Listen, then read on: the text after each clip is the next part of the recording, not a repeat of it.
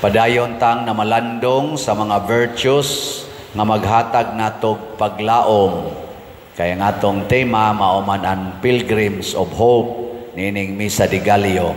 Sa unang adlaw ang atong gipamalandungan ang letter H sa hope nga word stands for humility.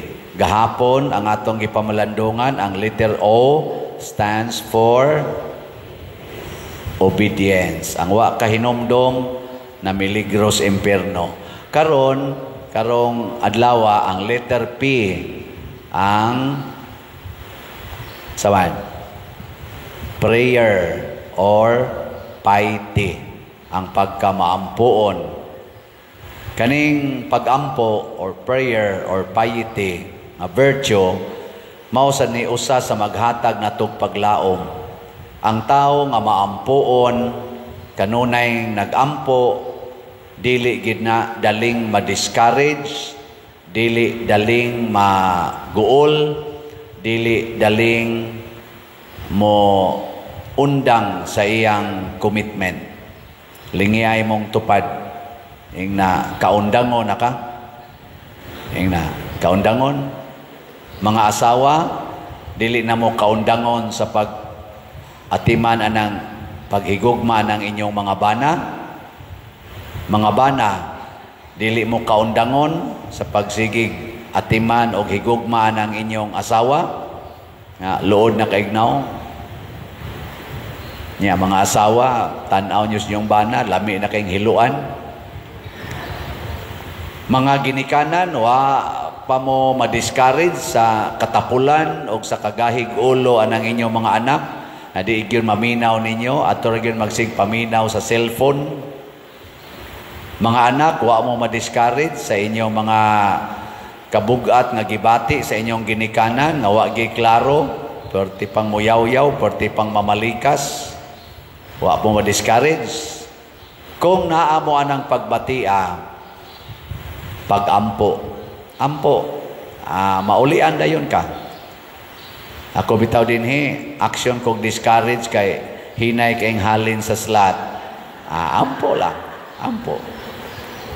Napagyo dinhi uban, manimba, mapagaw na lang tag sinulti, lingkod lagi mo sa atubangan.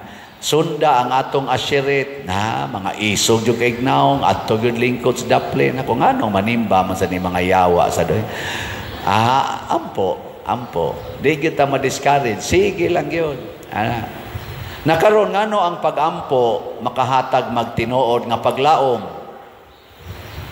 Sa unang pagbasa, naghisgot diri nga ang Ginoo moabot og maghari kaninyo. Ang Ginoo nga maoy naghimo sa tanan, ang Ginoo nga maoy gamhanan sa tanan. Moabot og maghari kaninyo. Unya kun maghari na siya, makabaton mo og kalinaw. Mo nang sa atong tubag sa Salmo, popariha gyapon gahapon. Unsa to? Unsa to tubag nato karon? Ang katarong mulambo sa iyang panahon o ang kahingpitan sa kalinaw hangtod sa kahangturan. Nga naman, kay ang Ginoo is always in control tungod sa iyang grabing gahom.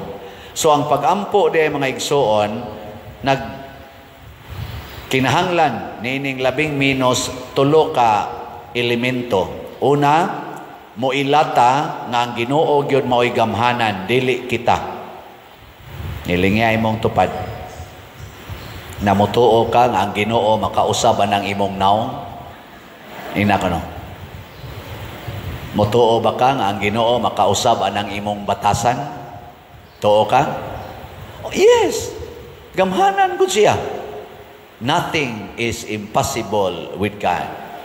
Ikaduha nga elemento nga ang kabubuton sa Ginoo maogyoy atong sundon. So kung magampo deta, atong paminahon unsay gustos Ginoo. Dili ta magsigig diktar niya unsay atong gusto. Moingon ka Ginoo, makauyab na ta ko karong December. Kay sukad masukad, wa pa jud ko kauyab. Imo nang gusto. Nya ang gusto sa Ginoo himuon man day kang madre.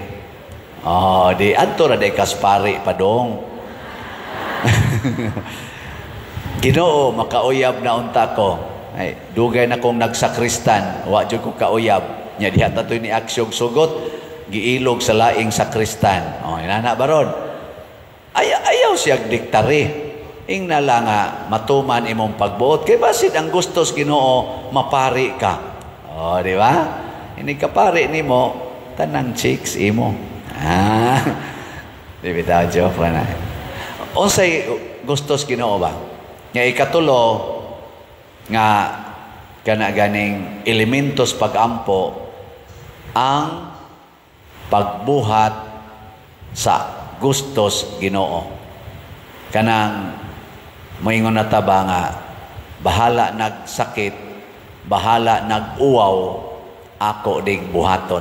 Kay nga naman mituo ko nga mao gid ni ang insakto. Ana, mao na nahitabo ni Jose sa atong ebanghelyo.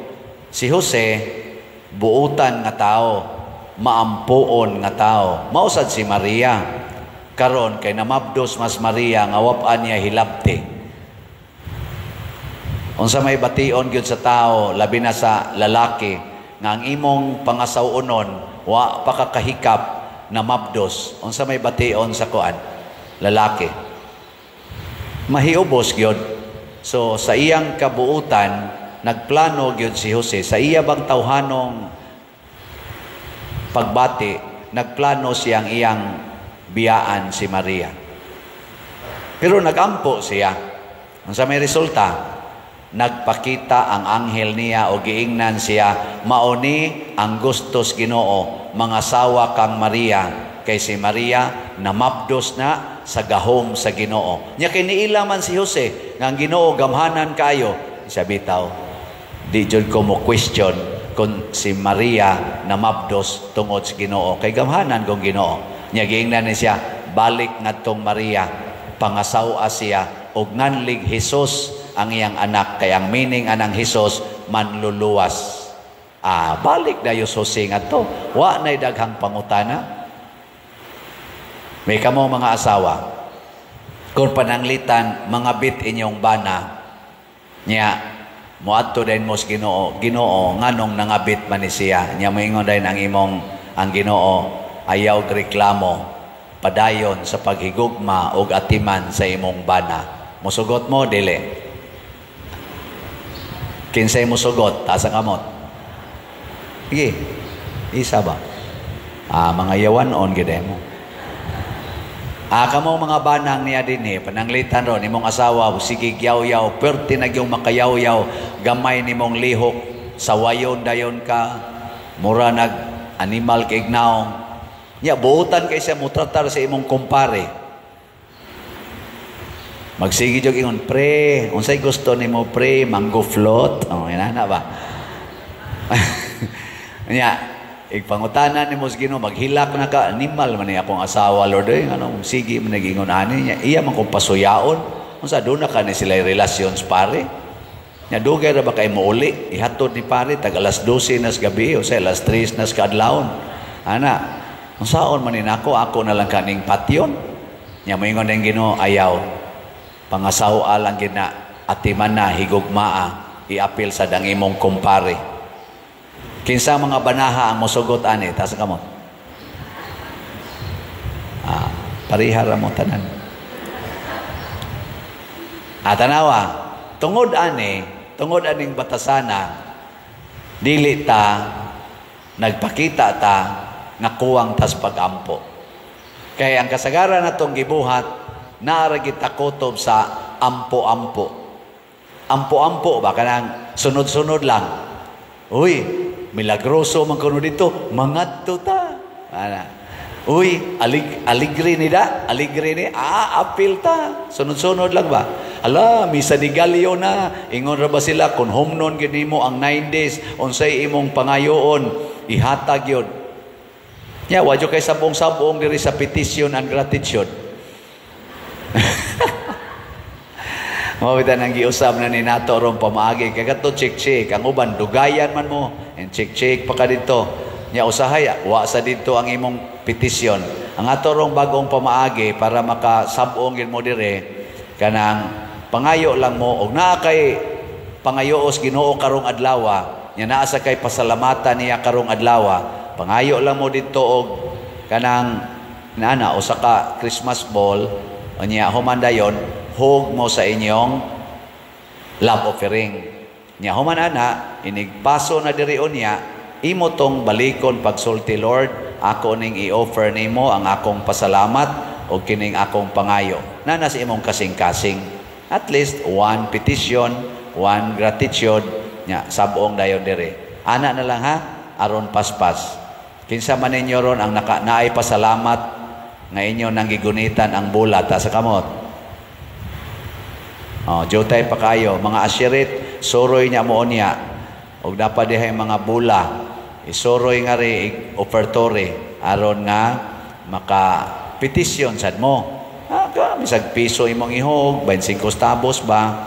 Haron ang imong petisyon, bali ra sag 25 centavos ang i-grant sa Ginoo. Nya na kay petisyon nga makapasar ka sa board exam, bali ra sag piso ang imong mapasaran. Ana. Pasabo. Ito kinasing-kasing. Mao ni siya ang atong buhaton, magampo. Nya kung naa nakaaning muilakang ang Ginoo gamhanan, unya mutuman ka, mahibaw na ka siyang kabubuton, musunod ka siyang kabubuton, everything, every good thing will follow. Ang tanan gyud musunod. Mao bitato nga pag-abot nako dinhi August 6, 2019, hapit tanan nato dinhi mga tiles na nga tangtang na to. Ato dihang kisami na nagbitay ng liki.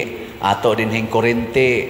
Wagi klaro, sige ka trip off. Kay gikan na to skwintador dito. Sige na nigto dinhing kilid sa simbahan. Magsaot ta diag planggana. O niya, way sira diri ang kanidinhi. Way lamisa dito sulod. Ato pa dihang opisina, porting gamaya. Hapit muhuot ang sekretary. Nyag musod pa ko, magkabag-iray ng among sampot, na miligro sag ma-develop ko, so din alang ko musod. Ana. Pero pagpangutanan ako sa Ginoo, Lord, una ra ba din akong parokya, unsa may akong buhaton karon? Ang lamdag is Ginoo nako, puy usa og pila ka buwan, ayaw pagpangusab diha. Kinahanglan makat-on kag puyo niini. Nya paghuwat na lang sa akong isulti. Mo to, wa jud ko'y giusab dinhi hangtod niabot og January, sige meeting sa atong pastoral, ana hangtod pag January 2020 nisugod taog kani-ganing himo og hinay-hinay mga projects guided by our patron saint San Vicente Ferrer og sa atong Ginoo, og mao na ni Roy nahitabo sa atong parokya. Everything is history. Ano? Asway na ninyo karon Lord, unsay buhaton nako ani akong naong, kiskisan o dili? Kuluran o dili? Nya paghuwat ay ayaw pagdritso dayon. Awa, di ba moingon ang Ginoo, mas maayo patingali ay nala naghilabti aron wa kay gasto. Nya ikaduha, mabayran pa na nimong imong utang. Imbis imong ipakulors buhok, ipartial na lang nagbayad sa imong utang. Aron di na magkusmod ang imong giutangan. Yung kabati, masagay kog naong, Lord, mas main ang bati kag naong nga nag-smile ang imong silingan kaysa gwapa ka ika, pero ang imong silingan kasi ingon, ang naong sa animal, gapakulor na sad, gapakulor, nyawara ba yung partial sa utang? Ano? Mga inana ba? Usahay. Inana ba yan? Usahay. Ako bitaw, naayosahay. Karon pari nako. Sobra naman mga 10 times nga naibog kog babay. Sobra na ba? Nya, inigana ko, uy Lord, ibog man kay kuani. Nya, mura ba sa siyag naibog nako kay magsige magduol. Nya, muamin ra dito. Ako lagi interpret og lain ba may man Ginoo, wa ka kay bawo na naman ay uyab. Ay, di ay Lord no. Ay, kasakita sa Lord ay sakit-sakit ka diya nga naman sa kay madre. Nako ay sakto dito. Amo na nga maka-realize sa sad ko. Sakto dai mo din imong kabubuton nga magpuyo na gyud mi nga murag padong nas langit. Ang madre, tuwa siyang monasteryo, ako di asag ko dire, tabla naming duha. Oh, ana. Nya, lipay na yun. Ang sunod. Ana raman na. So, ay ninyo, kanang lamparuhon kasi imong bana, kay nakasuyop imong bana, nya lagom kay kagnaw, mingon ni ka, Lord, unsa man ni, mubawas ko, ikiha ko ni, o patyon ko ni. Yung ayaw dawata lang ng imong lagom, kay maayo ra na after few days. Ayaw dahil imong lagom. Malinawon kay inyong kinabuhi. Di ba? Malinawon ba? Why gubot? Tamparoson ka sa imong bana, mayon ka Ginoo. Ampo din ka ba? Lord, help me. Unsay akong buhaton? Mayon din Ginoo. Ningon bitaw ko nga kung tamparason imong pikas aping, ipatagpa lang sa nang pikas. Imo lang sa ipasagpa. Unsa may mahitabo? Mingaw kayo ang inyong balay, malinawon kayo. Kay makuyapan man dayon ka. Na, di ba nagisaba, magyaw-yaw pa to imong banang, nakuyapan na ka diha. Dili pa matandog imo mga silingan, kanang sunod nimo nga balay, di gyud matandog.